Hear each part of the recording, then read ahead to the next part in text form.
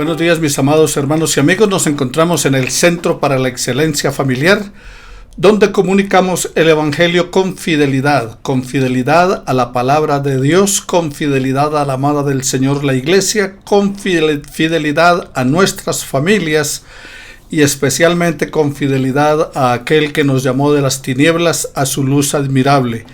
El único y sabio Dios, el verdadero, omnipotente, omnisciente, Señor de toda creación. Glorificamos el nombre del Señor en este momento por el don precioso de la vida, por habernos guardado en medio de las dificultades. Mi familia y yo, como muchos de ustedes saben, terminamos el año con COVID-19 y estamos empezando también este 2021 de la misma manera. Sin embargo, guardados por el Señor, protegidos por Él, en este tiempo difícil, la bendición del Señor no se ha acortado de nosotros con su bendición y con su amor tierno. Nos ha hecho sentir su presencia, igualmente trayendo sanidad a nuestros cuerpos. Poco a poco vamos saliendo adelante y glorificamos a nuestro buen Dios por ello. Gracias a todos ustedes por estar apoyándonos en oración.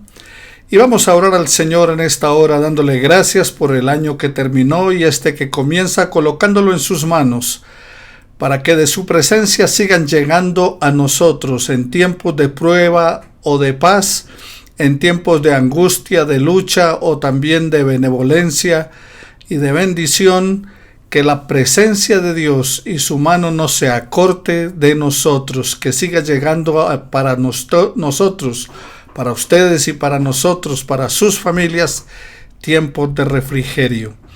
Buen Dios y Padre Celestial, nos encontramos delante de tu presencia en esta hora, glorificando tu nombre y dándote infinitas gracias por tu amor, misericordia y el cuidado que tienes para con cada uno de nosotros. Nuestro buen Padre, estamos agradecidos por el cuidado que tienes para con nuestras vidas, porque tu palabra nos habla acerca de la importancia de descansar en ti, de esperar en ti, porque en ti está la fortaleza de los siglos, y que en medio de la prueba y en medio de la lucha diaria, la presencia tuya es el bálsamo refrescante, es el aliciente que motiva nuestra vida y nos lleva, Señor, a en medio de la tempestad sentir como tú eres el Dios que aún los vientos y el mar te obedecen. Así las tormentas de nuestra vida son, Señor, subsanadas por ti, porque por ti son ordenados los pasos del hombre y apruebas su camino. Gracias por aprobar los nuestros. Gracias por bendecir la vida de mi hijo, la vida de mi esposa y la mía, por habernos, Señor, sacado de este problema de COVID-19 y porque podemos, Señor, estar esperanzados que la recuperación será total y no habrá ningún tipo de secuela, ya que tú estás con nosotros, guardándonos y guiándonos, guardando nuestra salida y nuestra entrada desde ahora y para siempre. Tú eres nuestro pronto auxilio en la tribulación, eres nuestro socorro. Eres el Dios de toda gracia y de toda bondad, y en ti, Señor bendito, está la fortaleza de los siglos para todos y cada uno de nosotros. Podemos estar confiados en ti y clamar como el salmista: te exaltaré, mi Dios, mi Rey, y bendeciré tu nombre eternamente y para siempre. Cada día te bendeciré. Alabaré tu nombre, eterno Dios, porque grande eres tú y digno de suprema alabanza, y porque tu grandeza es inescrutable. Por eso en este día, Señor, día del Señor, día domingo, en el cual buscamos un tiempo para congregarnos a través de la digitalidad como hoy, y decir: cantaré salmos a mi Dios mientras viva. Porque tú eres el Dios de toda gracia y bondad, bienaventurado aquel cuyo ayudador es el Dios de Jacob, y tú eres nuestro Dios, el cual hiciste los cielos y la tierra, el mar y todo lo que en ellos hay, y por eso nosotros te glorificamos hoy, porque tú libertas los cautivos, porque tú devuelves sanidad a los quebrantados, porque abres los ojos a los ciegos, levantas a los caídos y amas a los justos. Tú eres el Dios que protege al huérfano y a la viuda y que reinas por siempre y para siempre. Tú eres el Dios de toda generación y generación en generación alabarán tu nombre y cantarán de tus poderosos hechos. Por eso, mi buen Dios, hoy clamo a ti y te doy gracias por lo que estás haciendo en el cuerpo de nuestra familia y en el mío, y por también, Señor, estar guardando la vida de mis hermanos, por haber estado restaurando la salud de nuestro hermano Luis Aguirre, que también, eterno Dios, fue infectado por el COVID, pero tú lo estás sacando adelante. Sigue obrando en el cuerpo de Beatriz, en el cuerpo de Carlos Hernández y en el de todos y cada uno de nosotros. Te alabo, mi buen Dios y mi Señor Todopoderoso, Rey de Reyes y Señor de Señores, por la oportunidad que nos das en Cristo Jesús de acercarnos a ti, porque tu palabra es verdad y porque tú, Señor, apruebas nuestro diario caminar. En Cristo nuestro Señor, muchas gracias, Padre.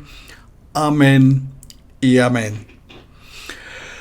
Bueno, mis queridos hermanos, venimos estudiando acerca de el sermón desde el monte. Hoy es el día del estudio número 13.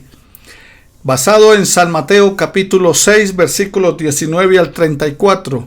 Recuerden que el sermón desde el monte toma los capítulos 5, 6 y 7 del Evangelio según San Mateo. Y venimos estudiando acerca de las bienaventuranzas y luego entramos acerca de cómo debe ser el estilo de vida del cristiano en cuanto a las disciplinas espirituales, como el dar, como la oración y como el ayuno, del capítulo 5 y el capítulo 6 iniciando. Y ahora miraremos de los versículos 19 al 34 de este sermón desde el monte y miraremos tesoros en el cielo. Las posesiones del discípulo y su austeridad. Jesús nos invita a sus seguidores a poner en primer lugar en su vida que pongamos nosotros en nuestra vida primero el reino de Dios y lo que Dios quiere de todos y cada uno de nosotros, como está en el versículo 33 de este capítulo 6. Mas buscad primeramente el reino de Dios y su justicia, y todas las cosas serán añadidas. Dios no tolera rivales, ni las riquezas, ni el dinero. Dios no quiere compartir su adoración ni con las riquezas ni con el dinero, de acuerdo a lo que está en el versículo 19 al 24. Y ni siquiera con las preocupaciones. Las preocupaciones no pueden tomar el lugar de Dios y la confianza que tenemos en Él, de los versículos 25 al 34. Así que encontramos en los ciudadanos del reino de los cielos que se prohíbe la codicia, una devoción sincera a Dios en oposición a los propósitos y los afanes del mundo. Eso es lo que está enseñando el Señor Jesús acá en este sermón desde el monte, que debemos tener una devoción sincera a Dios en oposición a los propósitos y a los afanes mundanos, a los afanes nuestros. Bueno, en el versículo 19, entonces nos dice la palabra del Señor: no os hagáis tesoros en la tierra, donde la polilla y el orín corrompen, y donde ladrones minan y hurtan, sino más bien haceos tesoros en el cielo, donde ni la polilla ni el orín corrompen, y donde ladrones no minan ni hurtan. Porque donde esté vuestro tesoro, allí estará vuestro corazón. De manera entonces que lo que encontramos en la palabra del Señor es de esos versículos 19 al 21 de San Mateo 6, que nosotros debemos siempre colocar las cosas trascendentales, lo espiritual por encima de lo material, lo eterno por encima de lo temporal. Empieza con el pensamiento de que puesto que nuestro corazón, el corazón del creyente, debe estar primero en el cielo, lo cual está dando por sentado acá en este pasaje, y como el corazón estará donde está el tesoro, así nosotros deberíamos entonces, por lo tanto, hacernos tesoros en el cielo y no en la tierra. Y para eso nos anima a contrastar los tesoros de la tierra con los del cielo como perecederos e imperecederos. O sea, una cosa es lo perecedero, lo que termina. Por eso dicen, no os hagáis tesoros en la tierra, porque todos los tesoros en la tierra son perecederos, son imperfectos. Y debemos entonces procurar aquellos que son imperecederos, o sea, que no tienen final. ¿Y dónde los podemos hacer? Hacernos tesoros en el reino del Señor. Los judíos del siglo de nuestro Salvador y Señor eran en su mayor parte un pueblo comercial y poseían, generalmente hablando, las mismas características que se tienen en la actualidad, y entre ellas un amor extraordinario por el dinero. O sea, en aquella época ellos tenían un amor extraordinario por el dinero, igual que sucede en nuestro tiempo. Lo que se dice aquí era necesariamente apropiado para ellos, pero se aplica también plenamente a los hombres y mujeres de todos los siglos, de todas las épocas. También se entiende naturalmente como aplicable a todos los demás objetos que se anhelan y que buscan los hombres.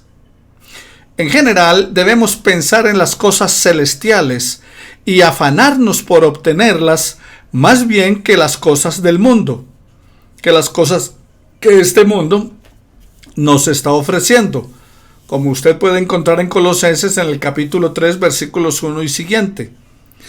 Porque el corazón se fijará en lo que procuramos poseer.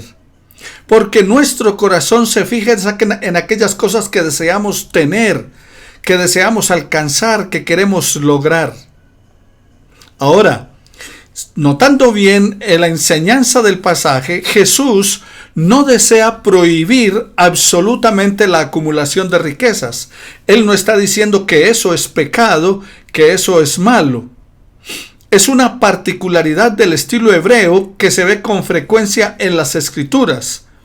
Hacer una afirmación absoluta, especialmente una prohibición, pero con el designio de que se entienda relativamente aquí unos ejemplos que usted podría notar también en Lucas capítulo 14 versículo 12, en Juan en el capítulo 4 versículo 21 y en Primera de Pedro capítulo 3 versículo 3 y siguientes.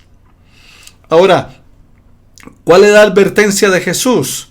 Bueno, en el versículo 19 él dice, la polilla y el orín corrompen. En aquel tiempo, la riqueza de una persona consistía no solo en dinero, sino también en ropas finas, tapetes caros y objetos de metal. Santiago capítulo 5 versículos 2 y 3 de la palabra del Señor. Jesús entonces está enfatizando aquí en la palabra, en esta ocasión, él contrasta la disposición mundana de la búsqueda de las cosas con la sana mentalidad celestial. O sea, lo que queremos humanamente es las cosas materiales. Enfatiza en lo que dijo en otra ocasión el Señor Jesús, aunque con distintas palabras, cuando él expresó en Lucas 12:15, la vida del hombre no consiste en la abundancia de los bienes que posee. El verdadero tesoro del discípulo está en el cielo y debe ocuparse en cosas externas. Su motivación principal es la gloria de Dios. Y la ambición debe ser tener la aprobación divina. Así que esa debería ser tu prioridad y mi prioridad, la prioridad de todo creyente, la prioridad de un verdadero discípulo del Señor debe estar ¿dónde? En el cielo.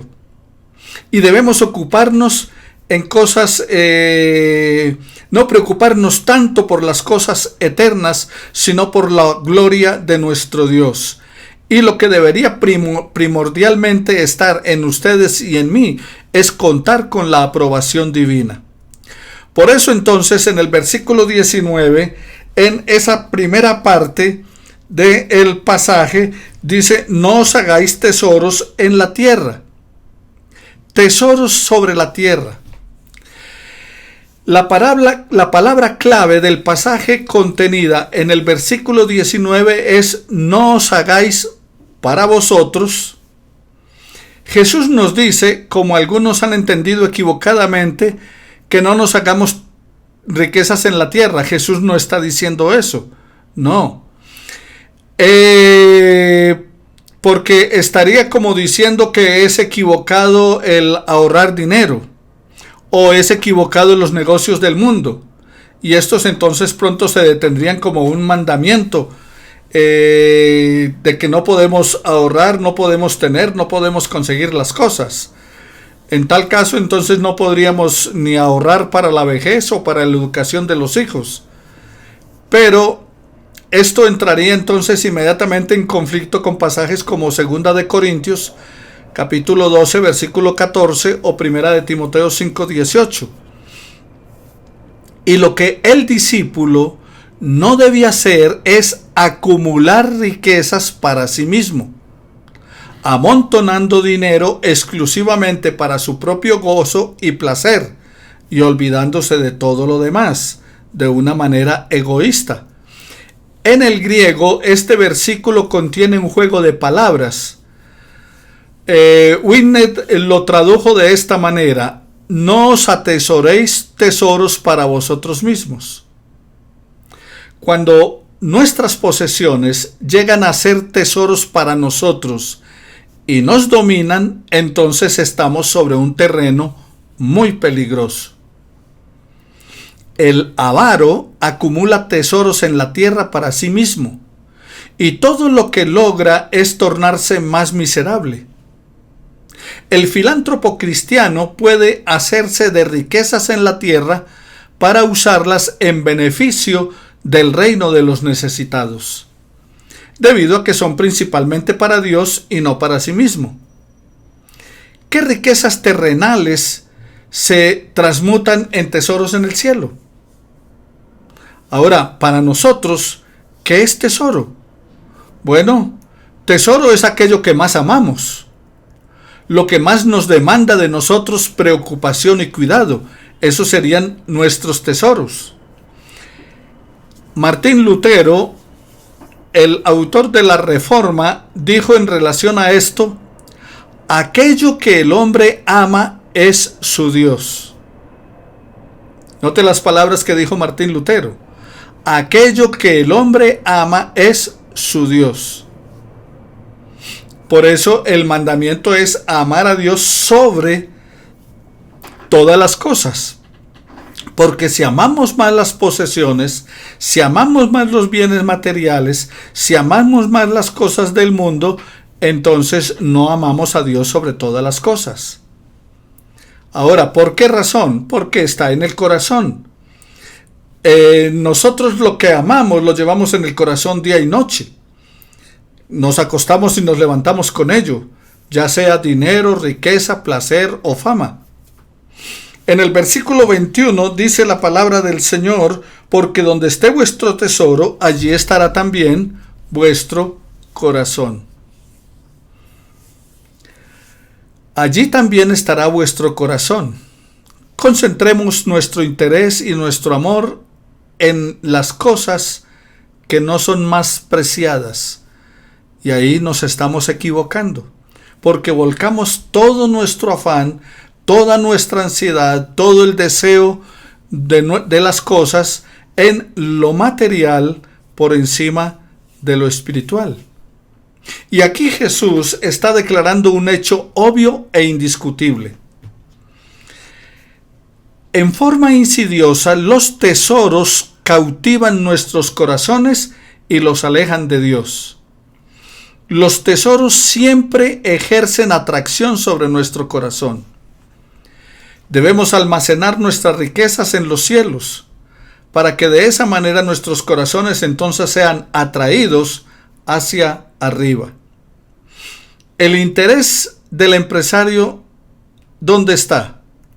Bueno, el interés del empresario se encuentra en sus inversiones. Y por ese motivo, el discípulo entonces debe evitar todo aquello que se centre solamente en este mundo. Si nuestros corazones son almácigo o caldo de cultivo para los vicios de la avaricia y la codicia, toda nuestra vida se verá afectada y aún en nuestro rostro se va a reflejar. No es difícil detectar el rostro de un avaro, y quien no puede distinguir el rostro, ¿quién no podría distinguir el rostro de un verdadero santo, de alguien desprendido de las cosas del mundo? Si usted y yo permitimos que Cristo sea quien tenga en nuestros corazones con su maravilloso amor y favor, no podremos ocultar el brillo interior que hay en nuestra vida. El cristiano, mis queridos hermanos, es solamente administrador, no el dueño de sus posesiones. Nuestra responsabilidad es administrar las cosas para Dios y para los semejantes, no para acaparar. Debemos compartirlas con nuestro depósito de estar en el cielo, no en la tierra. Por eso dice, no os hagáis tesoros en la tierra, sino tesoros en el cielo.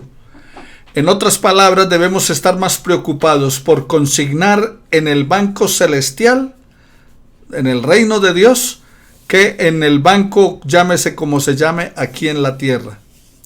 La enseñanza de la palabra es muy clara. No hay ni permanencia, ni estabilidad, ni seguridad en los tesoros terrenales. Y esta pandemia nos lo dejó bien claro. Los mercados cambiantes, las caídas de las bolsas de valores, la inflación, la devaluación y también los impuestos erosionan y consumen el tesoro terrenal. De esa manera lo ilustró muy bien Jesús. O también se presentan circunstancias como la actual de la pandemia, que dejó a mucha gente incluso sumida en la pobreza después de tenerlo todo. Por eso no podemos confiar en las riquezas. En el Antiguo Oriente, las riquezas eran preservadas de tres maneras: en ropa, en grano y en oro. Las ropas finas, como una forma de riqueza, fueron un elemento importante en el trágico pecado de Acab, que usted encuentra en el capítulo 7, versículo 21. Que Dios les había prohibido tomar del anatema. Los mandó a ir en una batalla contra Acab, y cuando fueron a la batalla, la advertencia del Señor era que no tomaran nada de los despojos de sus enemigos, que no tomaran nada de ellos, porque era maldición. Pero, ¿qué hizo Acab? Él fue y tomó un manto babilónico muy bueno, es lo que dice la palabra. Dice allí en Josué 7:21, pues vi entre los despojos un manto babilónico muy bueno, lo cual codicié y tomé. Pese a que Dios había dicho que no lo tomaran. Entonces allí encontramos que las ropas finas eran una manera de expresar la riqueza de aquel tiempo. Pero también los granos. Los granos como forma de riqueza aparecen en la parábola del rico necio, que nos describe Lucas capítulo 12 de los versículos 18 y siguientes. Aquel hombre había cosechado y había recogido todos los granos, y la cosecha había sido tan abundante que se dijo a sí mismo: voy a derribar mis graneros y voy a edificar unos mayores. Recuerde, Lucas capítulo 12, versículo 18. Y entonces cuando él hace eso y recoge toda la abundancia de granos que tiene, entonces dice: alma, tienes bienes para muchos años. Come, bebe, regocíjate. Y el Señor dijo: necio, esta noche vienen a pedir tu alma, y lo que has provisto, ¿para quién será? Entonces recuerde, 3 maneras de manifestar la riqueza en aquella época: las ropas finas, los granos, que aparecen aquí como en la parábola del rico y el necio, y el oro o las piedras preciosas, que también eran como forma de riqueza, y están ejemplificadas en la parábola del tesoro escondido en un campo de Mateo capítulo 13, versículo 44. En la Palestina de aquellos días no había bancos donde las personas pudieran depositar su dinero. Entonces lo que hacían era que ocultaban entre sus cosas en sus casas, o lo enterraban en el campo. O sea, enterraban el oro o enterraban las piedras preciosas en el campo. De esa manera entonces encontramos las 3 maneras en que se determinaba la riqueza en aquella época. Jesús, tan realista como siempre y hablando en términos conocidos por todos sus oyentes, señaló que los tesoros en la tierra eran muy vulnerables y precarios. ¿Por qué razón? Porque la ropa era atacada por la polilla. El grano era consumido por las ratas. Y el oro y las joyas preciosas eran robadas por los ladrones. Por eso en el versículo 20 dice: si no haceos tesoros en el cielo, donde ni la polilla ni el orín corrompen, y donde ladrones no minan ni hurtan. Orín, aquí en el versículo 20, no es la única acepción de la palabra griega que aquí se utiliza. El significado es algo que corroe, come o carcome. O sea, esa palabra donde el orín, entonces se refiere a algo que corroe, come o carcome. En ninguna otra parte del Antiguo Testamento se traduce orín. Como la comida es una de las principales riquezas guardadas en el Oriente, quizá la palabra traducida es como algo que devoraba lo que había. Por ejemplo, las ratas y los ratones devoraban la riqueza de un agricultor.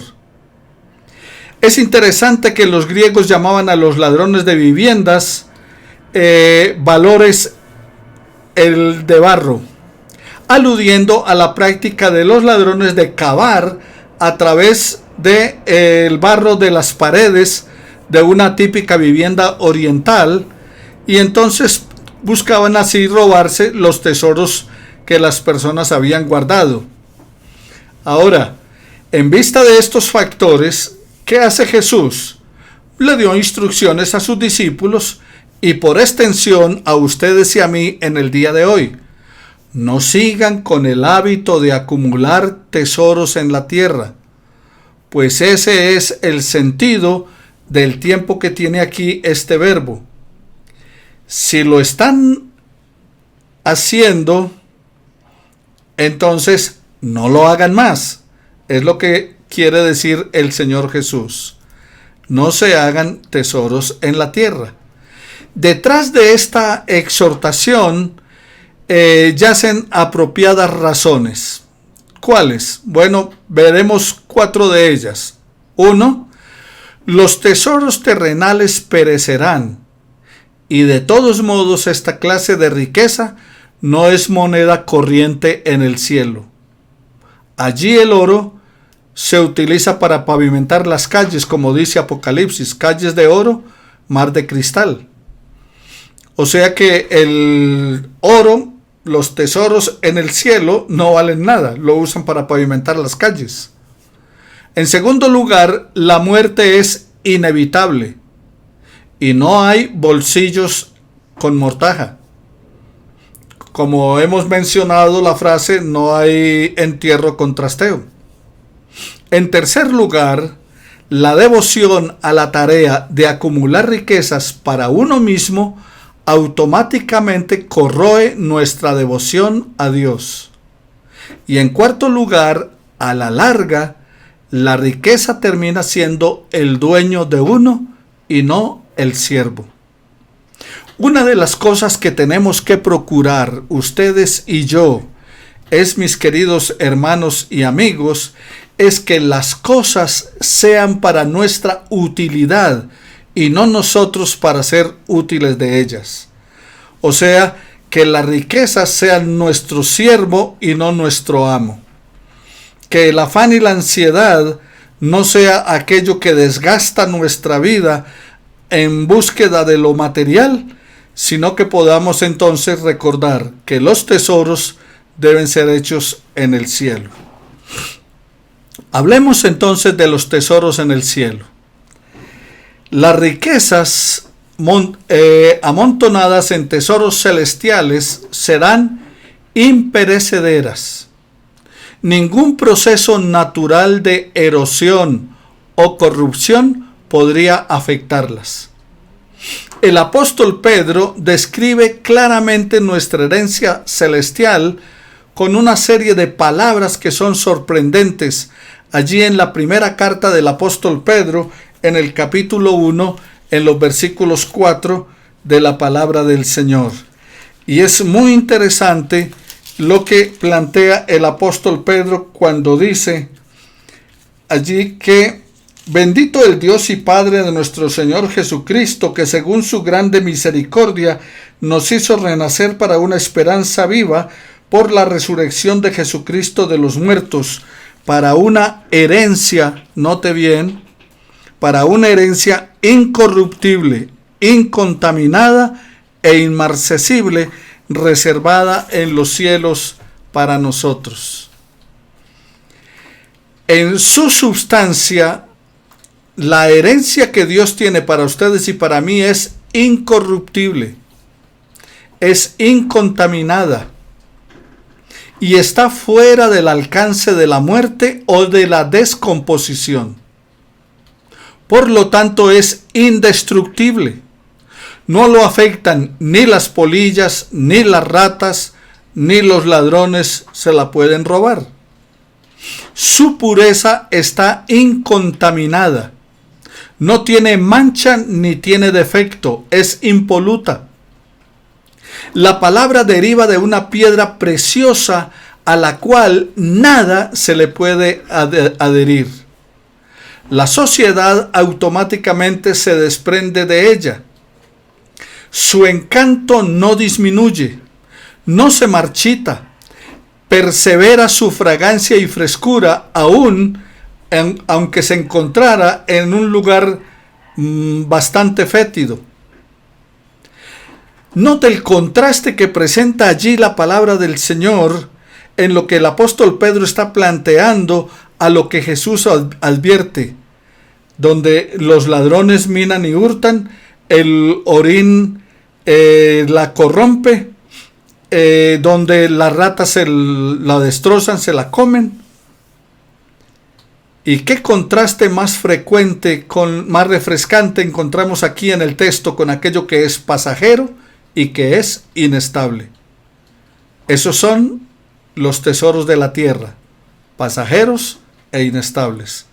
Diferente a lo que Pedro nos está planteando, incontaminada, incorruptible, inmarcesible. Es el deseo de Dios que vayamos a un cielo ricamente amueblado por los materiales que nosotros hemos enviado de antemano. Por eso dice, hágase tesoros en el cielo. Esta concepción no es primitiva del cristianismo. En el libro del Corán tiene la siguiente declaración: dado que un hombre muere, dice el Corán, los demás quieren saber cuánto ha dejado, mientras que los ángeles preguntan en cuánto ha enviado de antemano. Parafraseando lo que dice el Corán, lo que está diciendo es que cuando una persona muere, toda la gente dice cuánto dejó. ¿Qué fue lo que dejó? ¿Qué bienes dejó? Pero los ángeles, ¿qué preguntan?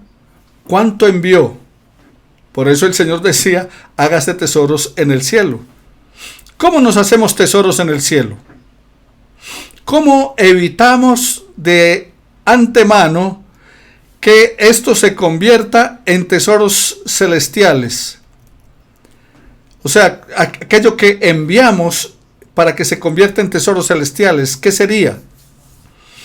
El obispo Gore dice que debemos responder a esta pregunta con total seguridad. Hacerse tesoros en el cielo significa realizar actos que promuevan o pertenezcan al reino de Dios, y lo que nuestro Señor nos asegura es que cualquier acto de nuestras manos, cualquier pensamiento de nuestros corazones, cualquier palabra de nuestros labios que promuevan el reino de Dios, toda esa actividad, aunque al momento parezca perderse, en realidad está siendo atesorada para nosotros en el reino del Señor, en ese tesoro divino que Él tiene para nosotros. El dinero puede ser transformado en aguas revividas, lo que se hace en la primera instancia para gloria de Dios y en segundo lugar para el bienestar de la humanidad. Constituye tesoros en los cielos. ¿Qué?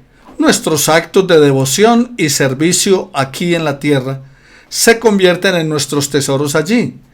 Los actos tuyos y míos de bondad y de misericordia que realicemos, esos rasgos forjados de carácter del dolor interior de uno mismo, el dinero entregado para la salvación de las almas, todo esto forma parte de nuestro capital celestial. Cuando usted dona para misiones, cuando usted dona para obras sociales, para traer bienestar y alivio al que sufre, en la actualidad, cuando el capital es recortado tan violentamente por impuestos o por la inflación, algunos cristianos sabios han prevenido que tal erosión de sus bienes y de la consecución de los recursos que limitan la capacidad de ofrendar, muchos de ellos han construido fundaciones o sociedades evangélicas por medio de agencias que reducen notablemente y en forma legal los impuestos y la obra de Dios para que sea sostenida a perpetuidad. Quiero comentarles que de unos fondos, de unos donantes extranjeros que aportan para Colombia, es que en los últimos 15 años, 10-15 años, he estado sirviendo al Señor por los bienes, ofrendas de otras personas. Igualmente, todos ustedes, los que han contribuido con sus diezmos y ofrendas, que han bendecido mi ministerio, es lo que ha permitido que pueda compartir y servir a la vida de otras personas a través de obras sociales, a través de ayudas y también a través de predicar el Evangelio de Jesucristo para que muchas personas se salven. Allí, todos los que han contribuido de una manera u otra han consignado en el reino de los cielos. Orígenes registró unas palabras atribuidas a Jesús. Demuestre que son buenos cambistas de dinero. Ser este dicho legítimo o no, es difícil discernir su significado. Debemos emplear algún medio de cambio para que nuestros servicios de mayordomía sobre la tierra se transformen en divisas celestiales. O sea, procura administrar bien, reconociendo que lo que tienes solamente eres un administrador. No eres el dueño, solo administras. Aparte de eso, si lo entiendes así, habrá un desprendimiento total. La otra es recordar que no es malo el atesorar riquezas. Consigue todo lo que pueda. de una manera apropiada y correcta, pero úsalo de acuerdo a cómo Dios determina. Porque de esa manera no solamente disfrutarás de las bendiciones que Dios te da aquí en la tierra, sino que también Él consignará en tu cuenta celestial y un día disfrutarás por la eternidad de todo lo que sembraste en el cielo. Haceos tesoros en el cielo. No olvides entonces, mi querido hermano, acerca de lo que el Señor manda y determina en la palabra. Una visión sola debemos tener. Dice la palabra que la lámpara del cuerpo es el ojo, así que si nuestro ojo es bueno, todo nuestro cuerpo estará lleno de luz. Versículos 22 y 23. Pero si nuestro ojo es malo, todo nuestro cuerpo está en tinieblas. Así que, si lo que hay en ti es tinieblas, ¿cuántas no serán las mismas tinieblas? Versículos 22 y 23. Preocupémonos entonces, mis queridos hermanos, para terminar, con lo que el Señor nos ha determinado para ustedes y para mí.